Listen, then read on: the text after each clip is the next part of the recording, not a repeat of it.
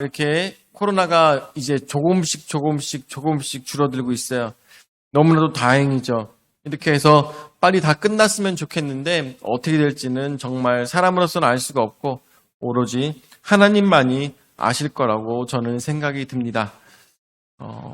이런 벌써 2년이죠. 2년간 우리가 많은 것들을 잃어버렸지만 그 잃어버린 것들을 통해서 우리가 많은 반성을 할 수 있는 귀한 시간들이었다고 생각합니다. 오늘 말씀 제목 순종입니다 라는 제목으로 말씀을 생각해 보도록 하겠습니다. 사람이 자신이 앞으로 닥칠 일이 어떤 일이 닥친지 안다면 행복한 삶일까요? 아니면 불행한 삶일까요?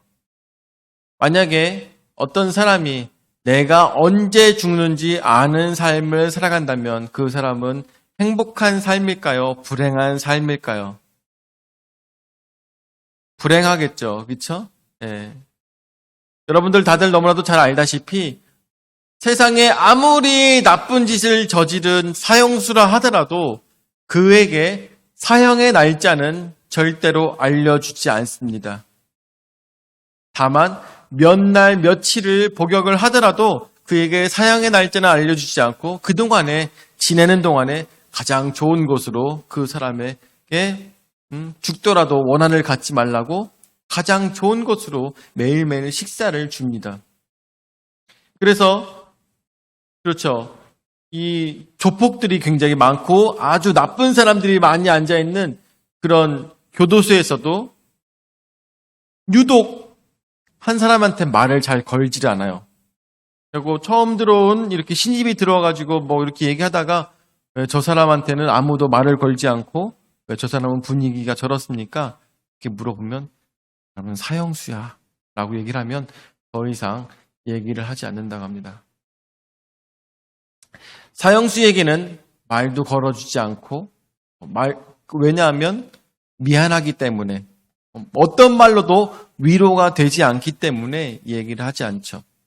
또한 사형수도 오늘일까, 내일일까, 모레일까 매일매일 걱정하면서 오늘은 식사가 뭐가 나왔을까? 가장 좋은 식사가 나온 그날이 내가 죽는다는지도 모르는데 아니면 달을 보니까 저 달이 오늘 서글픈 거 보니까 내일 내가 죽을 날이려나? 이런 것들을 상상하며 매일매일 두려움에 떨다가 죽게 되는 것이죠.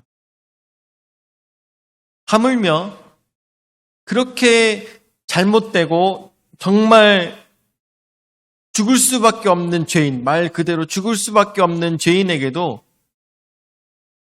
사형의 날짜는 알려주지 않는 그런 긍휼의 마음을 베푸는 것이 바로 사람들입니다. 사형수에게도 아무리 죄를 지은 사람에게도 그 사람이 언제 죽을지 알려주지 않는 긍휼을 베푸는 것이 사람의 인정인데 오늘 말씀에 나오고 있는 바로 예수님께서는 자신이 언제 돌아가실지를 너무나도 잘 알고 있는 상태로 33년을 살아오셨다는 것을 우리는 생각해 봐야 될 것입니다.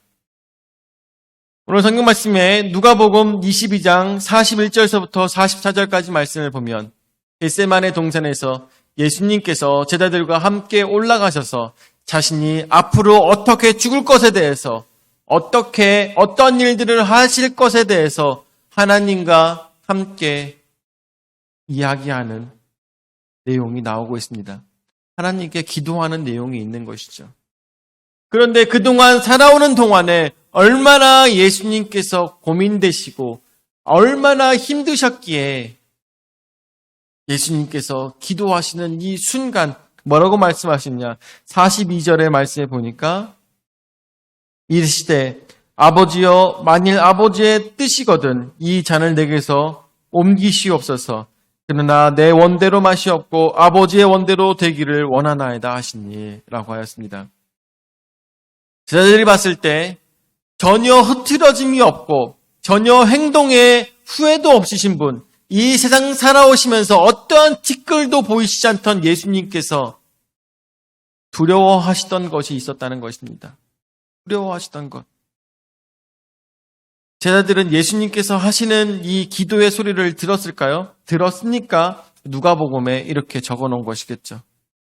들었으니까.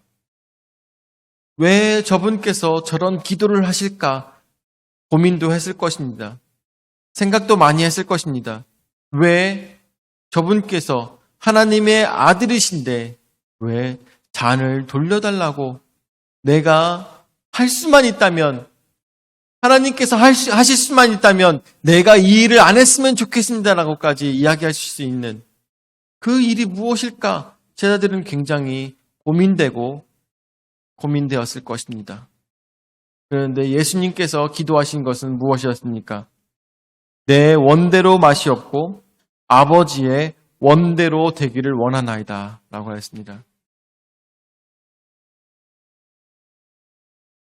너무나도 잘 알고 계시죠? 이제 조금 있으면 원치 않고 또한 말도 안 되는 인간들의 심판이 이루어지게 되고, 그 심판의 결국은 예수님께서 십자가에 달려 돌아가시는, 너무나도 어이가 없고 너무나도 말도 안 되는 사건이 벌어지게 되는 것. 그것은 누구의 뜻? 바로 아버지의 뜻이었다는 것을 우리가 생각해 볼 수가 있는 것입니다. 어떻게 그 아버지는 외아들을 십자가에 달아 죽이게 되었는가? 어떻게 그 아버지는 자신의 외아들을 십자가에 달려 죽게 하였는가? 어느 누구도 그렇게 할 수가 없을 것입니다. 어느 누구도 그렇게 할 수가 없을 것이에요. 그렇지만 하나님 아버지께서는 그분의 사랑으로 말미암아 우리를 위해서 기꺼이 자신의 외아들을 우리에게 주셨다는 것을 우리는 성경 말씀을 통하여서 너무나도 잘 알고 있는 것입니다. 예수님의 마음을 우리가 상상해 봤을 때 이미 여러분들에게 말씀드렸다시피 33년간을 언제 죽을지 너무나도 잘 알고 있는 상태에서 예수님께서는 자신의 때를 기다리시며 많은 사람들에게 천국 복음을 전달하셨던 것입니다. 그래서 그분은 마지막에 하나님의 말씀에 순종하여서 모든 일들을 다 마치시는 것을 우리가 성경 말씀을 통해서 배우게 되는 것입니다. 이 사건이 있기 이전에 예수님께서는 드디어 예루살렘 성전으로 들어가십니다. 오늘 종려주일입니다. 종려주일은 바로 예수님께서 예루살렘 성전으로 들어가시는 그 날을 기념하여서 만든 절기이죠. 예수님께서 예루살렘 성전으로 들어가실 때 많은 백성들이 종려나무 가지를 꺾어서 바닥에다가 이렇게 다 덮어놓으면서 예수님이 들어오시는 것을 환영하는 모습이 나타나고 있습니다. 근데 예수님께서 이 종려나무를 밟고 들어가실 때 그 것에 타신 것은 무엇이었죠? 어린 낙이. 한 번도 사람들이 타지 않은, 한 번도 짐을 실으지 않은 그 어린 낙이 위에 예수님께서는 타시고 종려나무 잎사귀를 밟으며 그곳으로 들어가셨던 것입니다. 이 말씀은 스가랴서 9장 9절 말씀을 이루시기 위해서 이렇게 하셨는데, 9장 9절에 보니까 시온에 따라 크게 기뻐할지어다, 예루살렘에 따라 즐거이 부를지어다. 보라, 네 왕이 내게 임하나니 그는 공의로우시며 구원을 베푸시며 겸손하여서 나귀를 타시나니 나귀의 작은 것 곧 나귀 새끼니라. 아멘. 됐습니다. 나귀 새끼를 타고 예수님께서는 예루살렘으로 입성하고 계십니다. 이것은 솔로몬이 입성을 할 때 나귀 새끼를 타고 그리고 종려나무 잎가지를 바닥에 내려놓으며 다윗의 나귀를 타고선 성전으로 들어가는 것을 우리는 흡사 다시 한 번 더 생각해 볼 수가 있는 것입니다. 그러므로 예수님께서 그 나귀를 타시고 그 안에 들어가시는 것은 무엇으로 들어가신 것입니까? 바로 기름 부으신 어노인티드 원, 왕으로서 그 성에 입성하시는 것을 우리는 생각해 봐야 될 것입니다. 그렇지만 여러분들 예전에 말씀드렸다시피 그 나귀가 뜻하는 것은 무엇이었다고 했습니까? 나귀가 뜻하는 것? 그것은 백성들의 멍에를 지고 가는 나귀를 뜻하는 것이라고 여러분들에게 말씀을 드린 적이 있습니다. 그리고 뿐만 아니라 새끼 나귀는 앞으로 멍에를 질 수밖에 없는 운명을 타고난 그런 나귀를 이야기한다고 여러분들에게 말씀을 드린 적이 있습니다.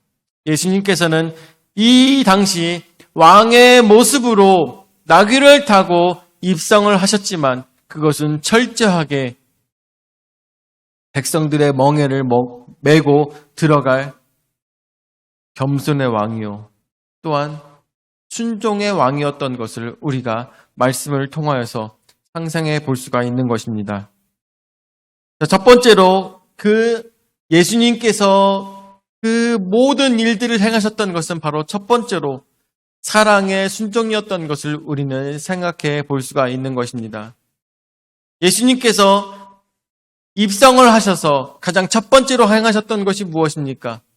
가장 첫 번째로 행하셨던 것은 바로 성전에 가서 성전에서 이방인의 뜰에서 행상들이 팔고 있는 모든 것들을 뒤엎으며 비둘기들을 엎고 또한 염소들을 다 엎으면서 예수님께서 그곳에서 동전을 바꾸는 자들의 동전을 다 엎으시면서 말씀하십니다. 내 아버지의 집은 기도하는 집이라고 말씀하시면서 많은 자들에게 채찍을 때리면서 성전 정화를 하셨던 것을 우리가 보게 됩니다. 그리고 난 다음에 그렇게 성전 정화를 하시고 난 다음에 여러분들 기억나십니까? 여러분들 말씀을 잘 기억하실 거라 생각이 드는데 성전 정화를 하시고 난 다음에 그 이방인의 뜰에서 많은 사람들에게 천국 복음을 전달하시고 또한 그곳으로 찾아오는 많은 병자들을 고치셨던 것이 바로 예수님의 사역이었던 것을 우리가 생각해 볼 수가 있습니다. 예수님께서 성전으로 들어오실 때, 이 이스라엘 성전으로 들어오실 때 그곳은 이미 죄악에 가득한 자리였고 사람의 권세가 가득한 자리였던 것을 예수님께서는 너무나도 잘 알고 계셨습니다. 그런데 그런 자리에서도 예수님께서는 솔직히 그냥 있는 그대로 놔두실 수 있었을 것입니다. 있는 그대로 그냥 동전을 바꾸는 자판들 그냥 놔두시고 그리고 비둘기 자판도 다 그냥 놔두신 상태로 사람들을 불러서 거기서 말씀으로 교화시키시며 또한 아픈 자들을 고치시는 그러한 모습도 행하실 수 있었을 것입니다. 그럼에도 불구하고 예수님께서는 저들을 다 엎으셨어요. 다 물리치셨습니다. 다 저들이 다시는 장사 못하도록 다 허틀어 놓으셨습니다. 왜 그랬을까요? 왜? 이전까지 예수님께서는 언제나 온유한 모습을 언제나 고수하셨음에도 불구하고 저들에게 독사의 자식들이라고까지 하시며 왜 저들로 하여금 이렇게 나무라셨을까요? 그것은 바로 사랑이었다는 것을 우리가 생각해 봐야 될 것입니다. 사랑입니다.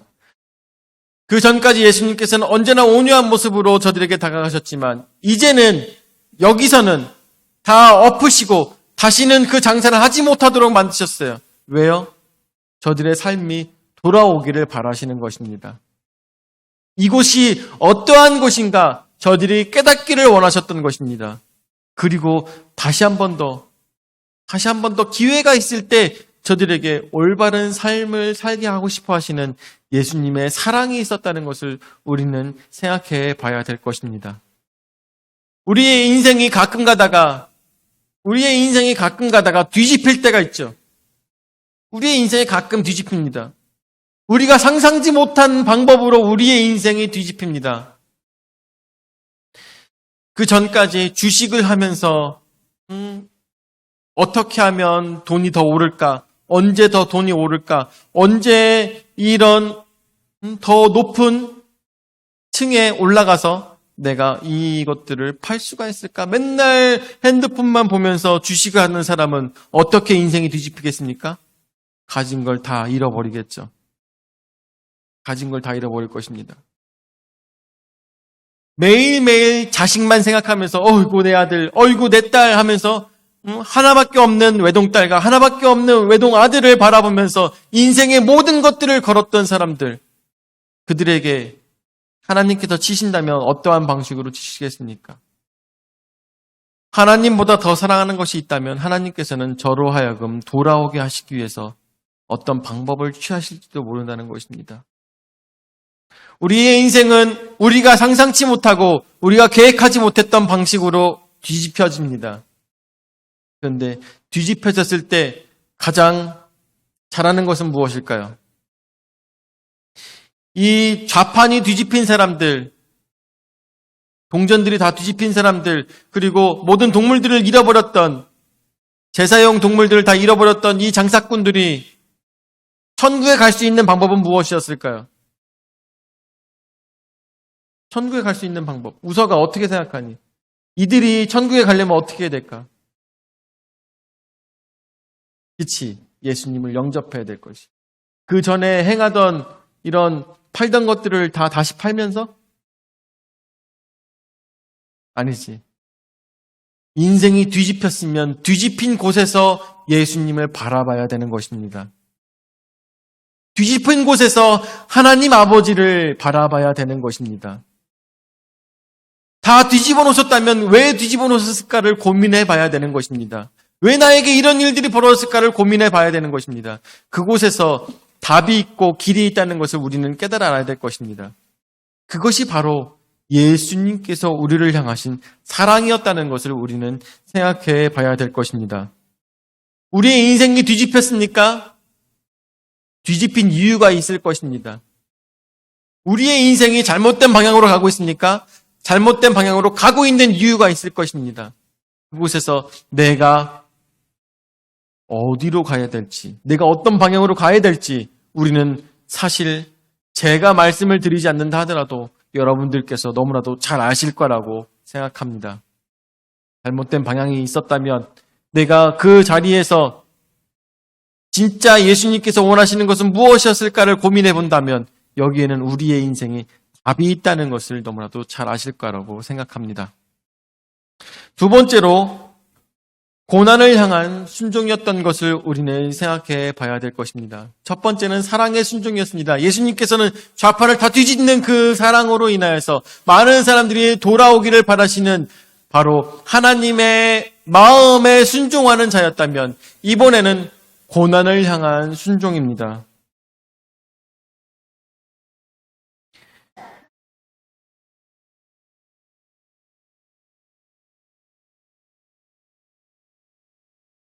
예수님께서는 십자가에 달려 돌아가시는 고난을 마다하지 않으셨습니다.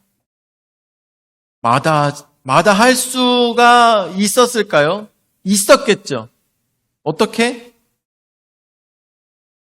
성전으로 들어오시지 않으셨으면 됐어요. 맞죠?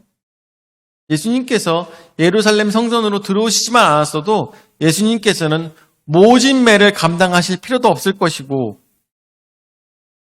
그리고 로마 병등들로 하여금 침뱉음 받는 그런 굴욕도 없었을 것이며, 머리에 가시면류관을 쓰는 또한 굴욕조차도 필요가 없었을 것입니다.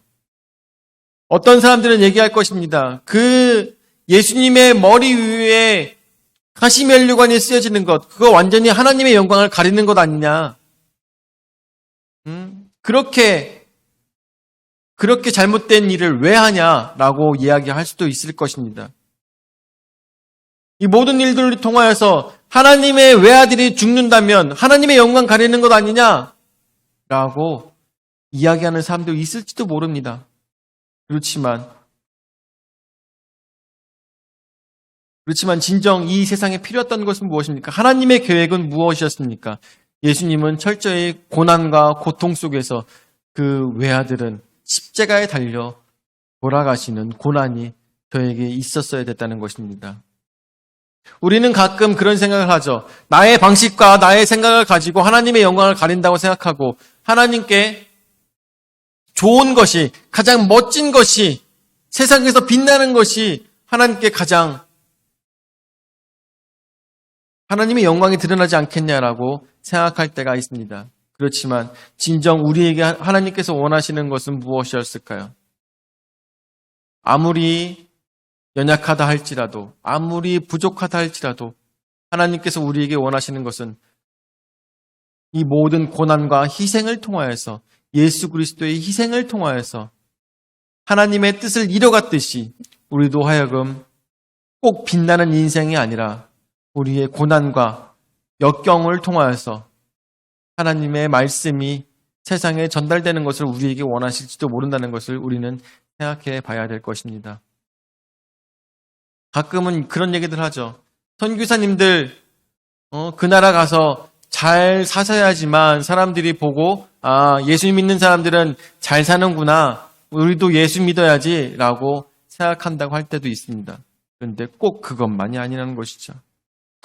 저희 아내하고도 그런 얘기들을 많이 했었는데 요즘의 아이들은 먹을 것을 준다고 해서 그리고 장난감이 많다고 해서 요즘은 교회에 오지 않습니다.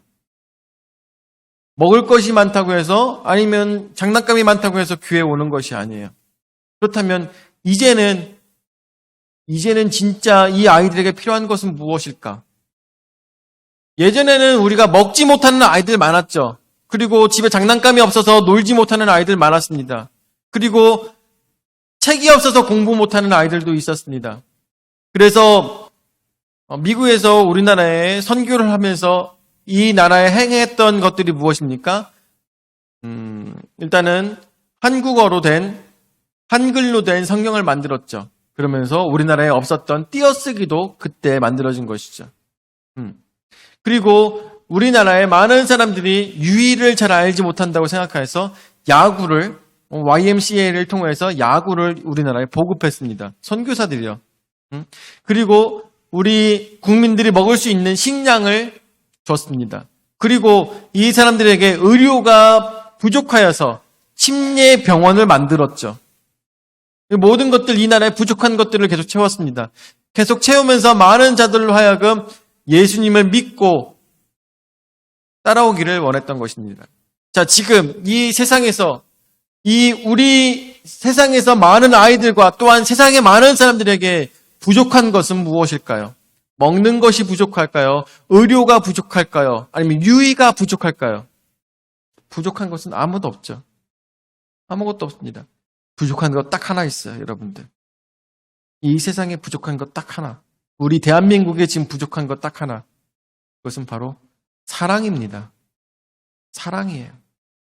부모가 맞벌이를 하다 보니까 아이를 한 번 안아주지를 못하는 이 세상이 지금 되어버린 것이죠. 아침에 아이를 안아주고 뽀뽀뽀. 점심에 안아줘도 뽀뽀뽀. 만나면 반갑다고 뽀뽀뽀. 요즘 그런 얘기 있습니까? 요즘 애들 학원 가느라 바빠요. 그리고 아침에 일찍 일어나가지고 애들 밥 챙겨주고 빨리 학교 보내느라 바쁩니다. 아이들에게 지금 결여된 것은 바로 사랑이라는 것이죠. 사랑입니다. 그래서 저희 아내하고도 같이 얘기했던 것이 이제는 아이들에게 과자를 더 준다고 해서 아이들이 오는 것이 아니라 진짜 기독교의 정신의 가장 원천이 되는 사랑을 줘야지만 이 아이들이 오는 것이구나. 근데 여러분들 사랑 주는 거 쉽습니까? 사랑 주는 거 어렵습니다. 사랑 주는 거 고난입니다. 역경입니다. 저 사람에게 바라는 것 없이 주는 것 정말 어려운 일입니다.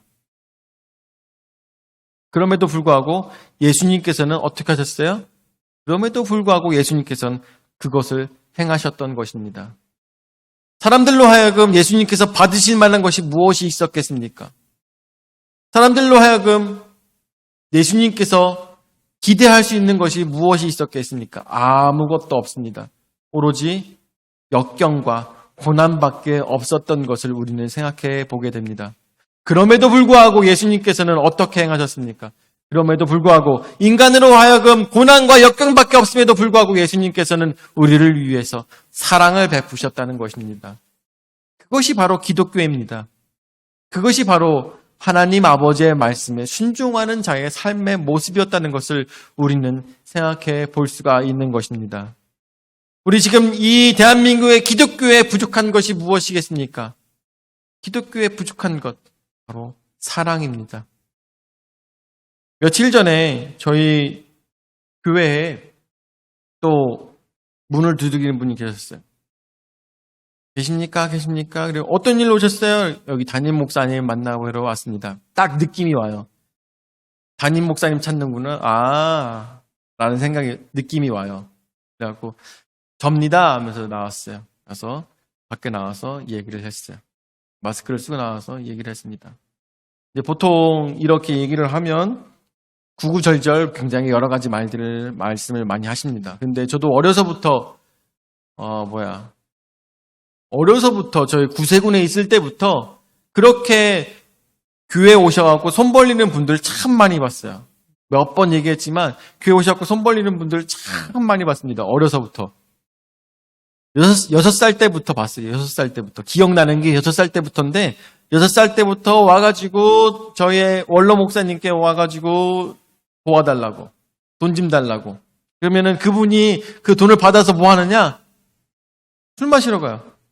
그리고 또 다음에도 또 술에 잔뜩 취해가지고 와가지고 인생 하소연 막 하면서 돈 달라고 해요. 돈 달라고. 저희 아버지께서 그 얘기를 다 들어주시고 그렇게 하지 말고 올바른 삶을 살으라고 또 격려 차원에서 또 진짜 없는 돈인데도 불구하고 없는 삶인데도 저희 집이 그 당시에 사례비로 받는 게 5만 원이었어요. 5만 원. 사례비로 받는 게 5만 원이었는데 아버지께서 5천 원을 그 사람한테 주는 거예요. 지금 생각해보니까 얼마나 힘든 상황에서 그분이 돌아오기를 바라면서 도왔는지 지금 생각해보면 참, 그런데 없는 상황에서도 그렇게 도와줬어요. 그런데 그분은 뭐예요? 그 돈 가지고 가서 또 술 먹어요. 또 술 먹고, 그리고 난 다음에 또 어느 정도 풀타임 차면 또 쫓아와요.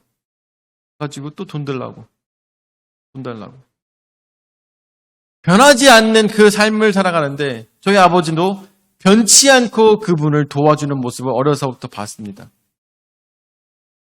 네. 세대가 많이 변했죠. 지금 시대가 많이 변했어요.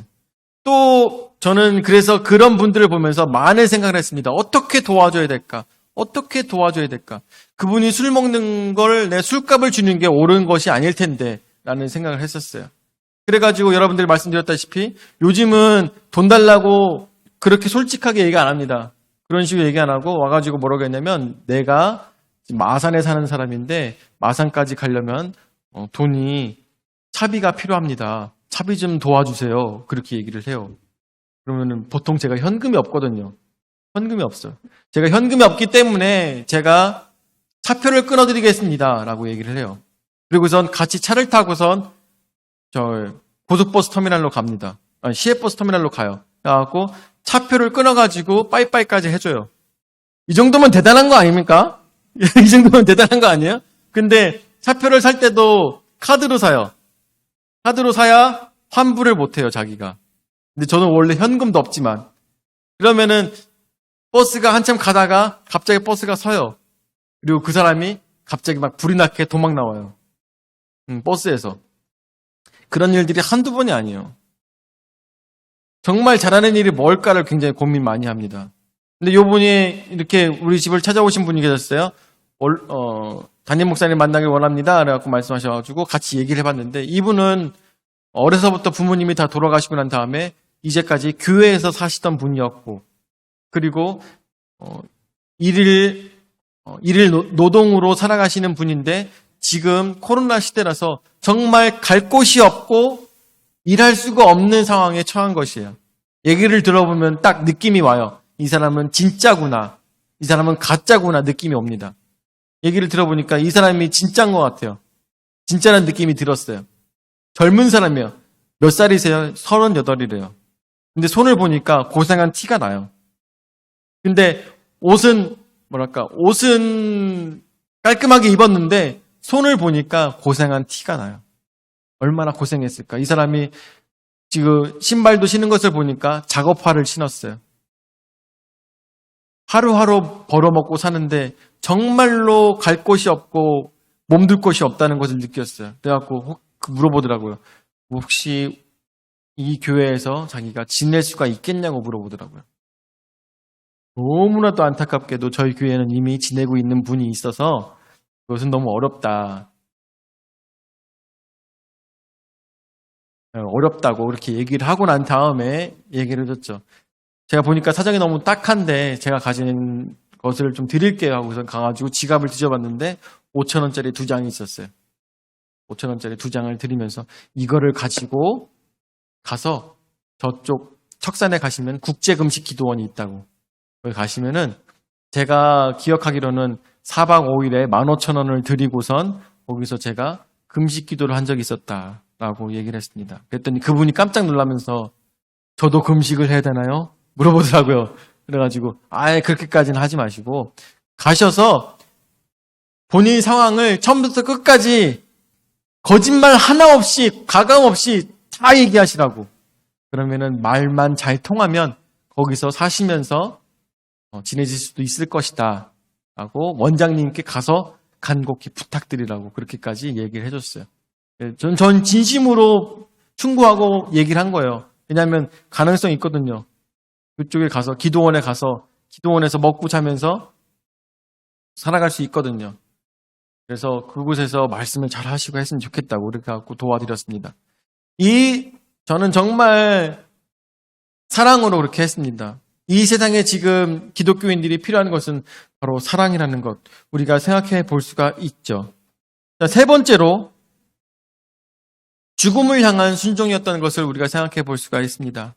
예수님께서는 이제 조금 있으면 십자가에 달려 돌아가시는 그 순간입니다. 아까도 말씀드렸다시피 어떠한 사형수도 자기가 죽는 날은 알지 못한다고 하였습니다. 그것이 인간이 베풀 수 있는 가장 큰 배려였죠. 그런데 예수님께서는 어떻게 해요? 33년간을 자신이 죽는 날을 생각하시면서 그 날이라는 것을 아시면서 예수님께서는 살아가셨던 것을 우리가 생각해 볼 때 예수님의 죽음은 얼마나 고통스럽고 힘든 죽음이었을까 한번 생각해 볼 수가 있을 것입니다. 키블로로스라는 사람이 인간의 죽음이라는 글에서 인간의 죽음에 임하는 5가지 단계를 상세히 설명하고 있습니다.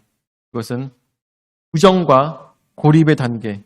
처음에 내가 죽어야 된다는 것을 알게 되었을 때 부정을 하고 고립이 되어버린다는 것입니다. 안 돼. 죽을 수 없어. 나는 죽을 수 없어. 하면서 부정을 한다는 것입니다. 그리고 분노의 단계. 이게 다 누구 때문이야? 이게 다 누구 때문이야? 하면서 분노. 이 세상에 향한 분노. 자신의 삶에 대한 분노. 자신의 부모에 대한 분노가 차오른다는 것입니다. 그리고 타협의 단계. 아니야, 이 정도면 좋은 거야. 이 정도면 좋은 삶이었어. 하면서 머릿속에서 그 죽는 순간까지 계속 이런 단계가 나타난다는 것입니다. 그리고 그 다음으로는 우울의 단계. 살아서 뭐 하겠어. 할 만큼 다 했지. 하면서 나 같은 것이 살아서 뭐 하겠어. 하면서 우울의 단계가 이루어진다는 것입니다. 그리고는 비로소 마지막 단계. 죽음에 대한 순응이라고 합니다. 네, 죽는구나. 끝이구나. 라고 생각한다고 합니다.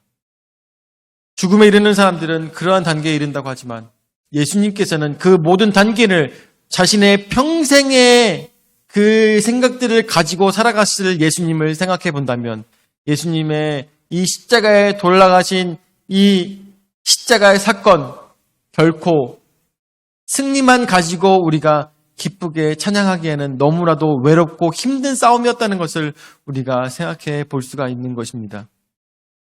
예수님의 그 숭고한 희생, 우리가 좀 더 값어치 있게 기억하면 좋겠습니다. 그 고통이 얼마나 컸을까를 더 우리가 몸으로 느껴봤으면 좋겠습니다. 더 기억했으면 좋겠습니다. 이것은 바로 예수님의 열정보다는 바로 하나님의 말씀에 대한 순종이었다는 것을 우리가 생각해 봐야 될 것입니다. 자신의 고통을, 자신의 죽음을 바로 하나님 아버지의 순종으로서 이 모든 것을 이뤄냈습니다. 오늘 아까 말씀 누가복음 22장 42절 말씀, 그 말씀을 다시 한 번 더 보시면서 예수님의 마음을 한 번 더 생각해 보도록 하겠습니다. 이르시되 아버지여 만일 아버지의 뜻이거든 이 잔을 내게서 옮기지 마시옵고 그러나 내 원대로 내게서 옮기시옵소서. 그러나 내 원대로 마시옵고 아버지의 원대로 되기를 원하나이다 하시니 라고 했습니다. 예수님의 평생의 기도 제목이었을 것입니다. 아버지여 꼭 이 방법밖에 없겠습니까? 꼭 이 방법밖에 없겠습니까? 라는 마음을 가지시고 예수님께서는 기도하셨을 거라고 생각이 듭니다. 오늘 마지막 영상을 보시면서 말씀을 마치고자 합니다.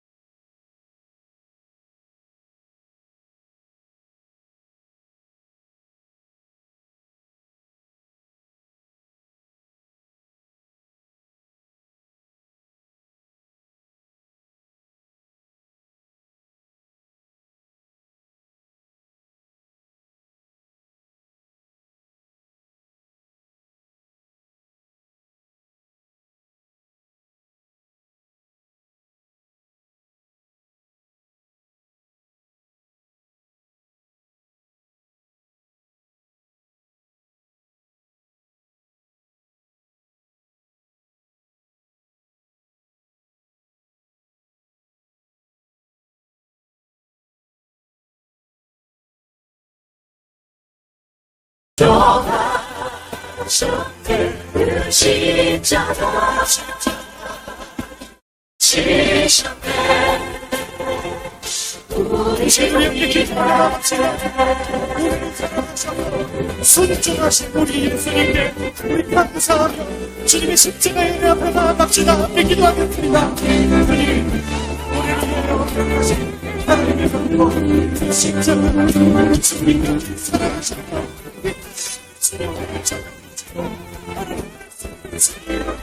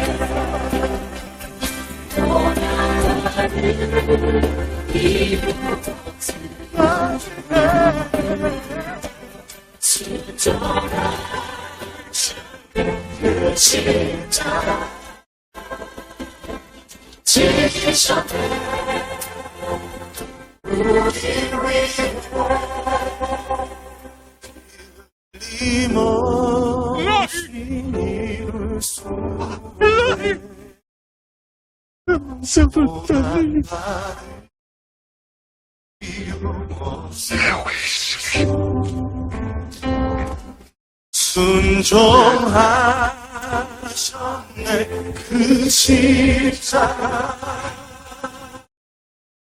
지셨네.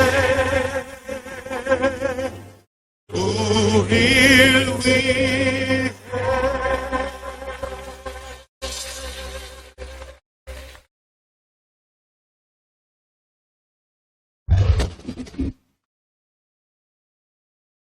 기도하겠습니다. 피 흘림 없이는 이룰 수 없는 그 사랑을 우리를 위해